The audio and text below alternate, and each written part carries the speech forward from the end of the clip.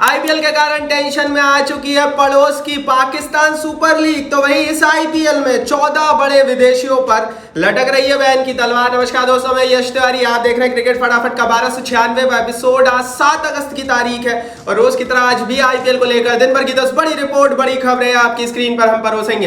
And तक दोस्तों video को जरूर देखिए, वीडियो को लाइक और शेयर जरूर कीजिए। और अभी तक अगर चैनल को सब्सक्राइब नहीं किया है तो भैया 2025 का आईपीएल हो, नीलामी हो, ट्रेडिंग हो, रिटेंशन हो, शेड्यूल हो, तमाम रिपोर्ट हर रोज सबसे पहले आपकी स्क्रीन पर देते हैं। सब्सक्राइब का बटन नीचे हिट नहीं किया है तो कर दीजिए, बेल आइकन दबाइए। चलिए दोस्तों शुरुआत कर लेते हैं इस वीडियो के आज दिन भर की पहली बड़ी रिपोर्ट के साथ। तो ये खबर पाकिस्तान सुपर लीग के हवाले से निकल कर आ रही है। पाकिस्तान सुपर लीग के सारे टीमों के मालिक इस समय भारी टेंशन में है। क्यों टेंशन का सबब है भैया, इनके अगले साल होने वाला पीएसएल। जैसा कि मैंने आपको कल बताया था, इनकी टेंटेटिव डेट्स आ चुकी है जिसके तहत अप्रैल और मई में आईपीएल के साथ अगले साल 2025 का पीएसएल चलेगा। क्योंकि अगले साल पाकिस्तान में चैंपियंस ट्रॉफी है, इसलिए आप फरवरी मार्च में पाकिस्तान वाले पीएसएल करा नहीं सकते।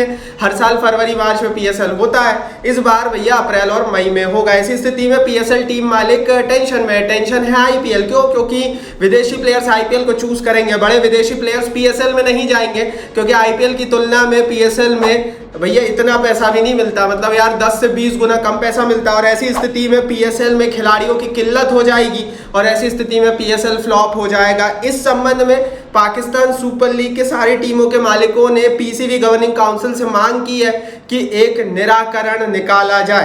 पाकिस्तान क्रिकेट बोर्ड कुछ निराकरण निकालने की कोशिश भी कर रहा है, वो क्या है वो आगे देख लेते हैं दूसरी बड़ी रिपोर्ट में। पाकिस्तान क्रिकेट बोर्ड इसका निराकरण निकालने की कोशिश कर रहा है और इसके तहत इन्होंने इंग्लैंड से बात की है। पीसीबी ने ईसीबी इंग्लिश क्रिकेट बोर्ड से बात की है जिसमें उन्होंने कहा है कि भैया ये जो पीएसएल के प्लेऑफ है ये इंग्लैंड में कराए जाए ताकि इंग्लैंड के खिलाड़ी भी उपलब्ध रहे और पहली एशियन लीग ऐसी बन जाए पीएसएल जिसके मैचेस इंग्लैंड में हो, जिससे थोड़ी सी हाइप क्रिएट हो।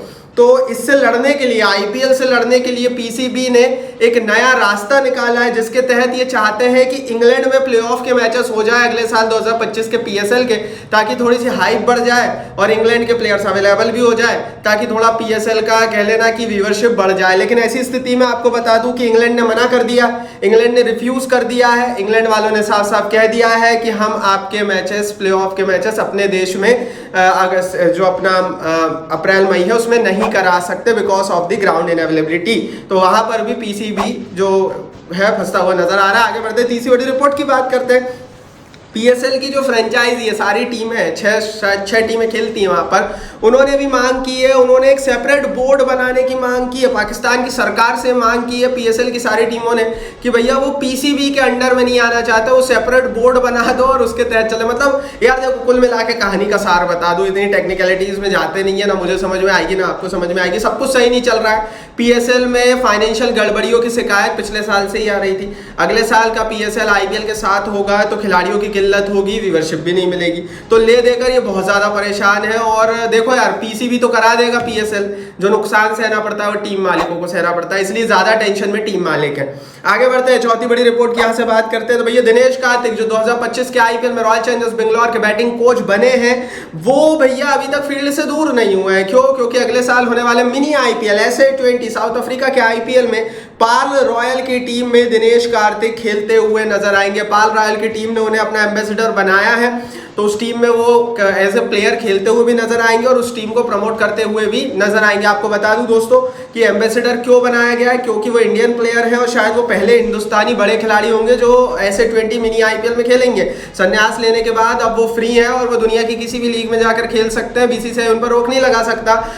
And that's why Dinesh Karthik की एंट्री हमें छोटे आईपीएल SA20 में अगले साल दिखने वाली है रॉयल्स की टीम के हवाले से। आगे बढ़ते हैं, पांचवी बड़ी रिपोर्ट की यहाँ से बात कर लेते हैं दोस्तों। चेन्नई सुपर किंग्स के कैंप से बहुत बड़ी रिपोर्ट निकल कर आ रही है। ना पाती राणा ना तीक्षणा, मात्र एक विदेशी खिलाड़ियों को सीएसके ने रिटेन कर लिया है। सीएसके के हवाले से, सोर्सेस के हवाले से हमारी रिपोर्ट पर मोहर लग गई है। हमने आपको 2 से 3 महीने पहले बोल दिया था कि मात्र एक विदेशी खिलाड़ी दिवन कॉनवे ही रिटेन होंगे चेन्नई में, बाकी सारे रिलीज होंगे। ना पातिराना, ना तीक्षणा, ना मिचेल, ना रविंद्र, कोई भी रिटेन नहीं होने वाला। और वही हुआ है, रिपोर्ट कंफर्म है चेन्नई के कैंप से कि सिर्फ कॉनवे को एज ए विदेशी प्लेयर रिटेन किया गया है और बाकी जितने भी खिलाड़ी अब चेन्नई रिटेन करेगा वो सारे हिंदुस्तानी खिलाड़ी होंगे। धोनी रिटेन होंगे या नहीं, क्या अनकैप्ड प्लेयर बनकर रिटेन होंगे, उस पर आगे फैसला बीसीसीआई और आईपीएल गवर्निंग काउंसिल की बैठक में होगा। लेकिन अभी की स्थिति में इतना कंफर्म हो गया है 100% कि कॉनवे तो पीली जर्सी में ही दिखने वाले। आगे बढ़ते हैं दोस्तों, छठवीं बड़ी रिपोर्ट की बात करते हैं। तो भैया 14 खिलाड़ियों पर बैन की तलवार लटक रही है। आईपीएल से इन खिलाड़ियों को बैन किया जा सकता है, कौन है प्लेयर्स बताएंगे। लेकिन उससे पहले टेलीग्राम पर अगर अभी तक आपने हमें ज्वाइन नहीं किया है तो टेलीग्राम की लिंक मैंने नीचे डिस्क्रिप्शन बॉक्स में डाल दी। आपको बता दूं दोस्तों, 70,000 लोग परिवार का हिस्सा बन चुके हैं। फ्री में हर साल हर रोज 24 घंटे 12 महीने आईपीएल का पूरा कवरेज आपको देते हैं। देर मत कीजिए, नीचे डिस्क्रिप्शन बॉक्स से लिंक खोलिए और टेलीग्राम पर परिवार का हिस्सा बनिए। चलिए छठी बड़ी रिपोर्ट पर दोस्तों वापस आते हैं। 14 खिलाड़ियों पर, 14 बड़े विदेशी खिलाड़ियों पर बैन की तलवार लटक रही है और रीजन है आईपीएल के साथ इनकी बेरुखी। जी हां, बेरुखी क्या है, रीजन क्या है वो बताएंगे आगे।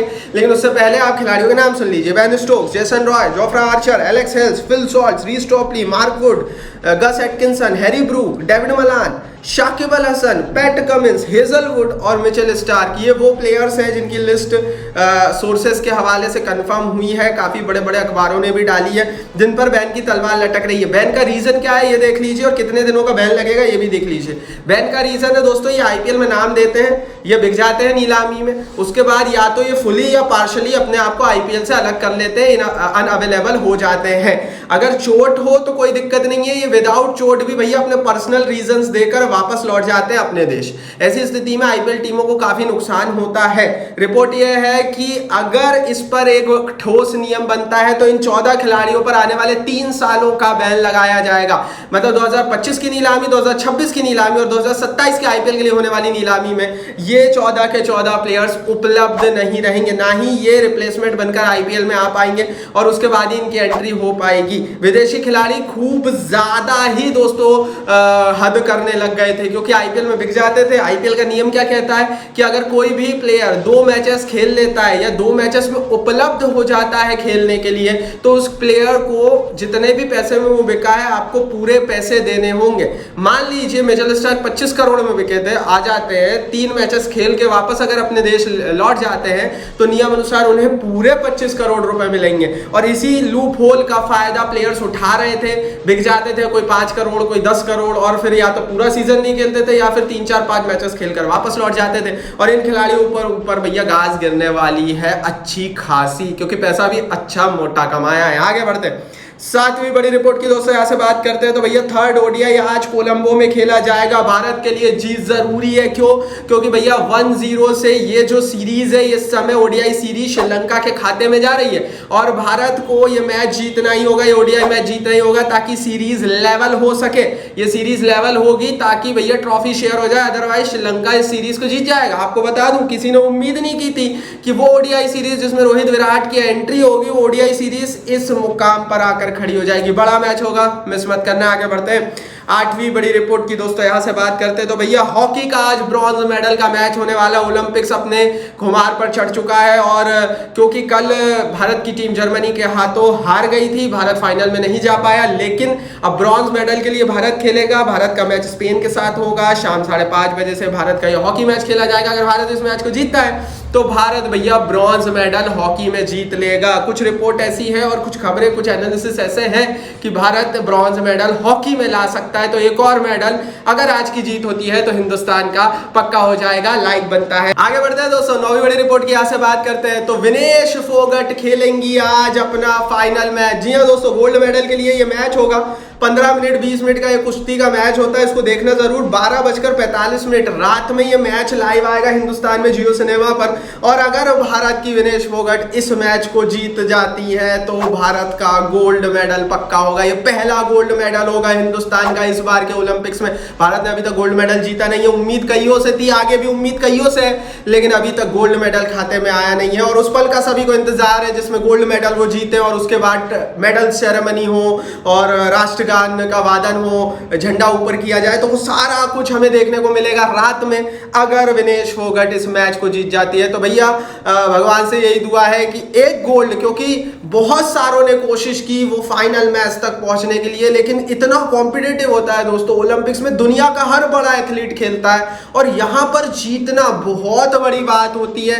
एक मेडल भाई, ब्रॉन्ज मेडल भी यहाँ पर बहुत बड़ी बात होती है, लेकिन Vinesh Phogat gold medal match में खेलेगी। हालांकि अगर वो इस मैच को हार जाती है तो वो सिल्वर मेडल उन्हें मिल जाएगा और ये पहला सिल्वर मेडल होगा भारत के लिए। तो सिल्वर तो उनका पक्का है ही, हारने के बाद भी सिल्वर तो मिलना ही है, लेकिन अगर जीत गई तो गोल्ड मेडल और राष्ट्रगान, तो ये सब कुछ देखने को मिलेगा रात 12:45 पर। तो जरूर जियो सिनेमा पर जाना। आगे बढ़ते हैं, 10वीं रिपोर्ट की बात करते हैं। नीरज चोपड़ा का शेड्यूल देख लीजिए। नीरज चोपड़ा कल फाइनल मैच खेलेंगे। चोपड़ा का कल गोल्ड मेडल मैच होने वाला है और ये मैच अगर नीरज चोपड़ा जीतते हैं तो कल भी भारत गोल्ड मेडल जीतेगा।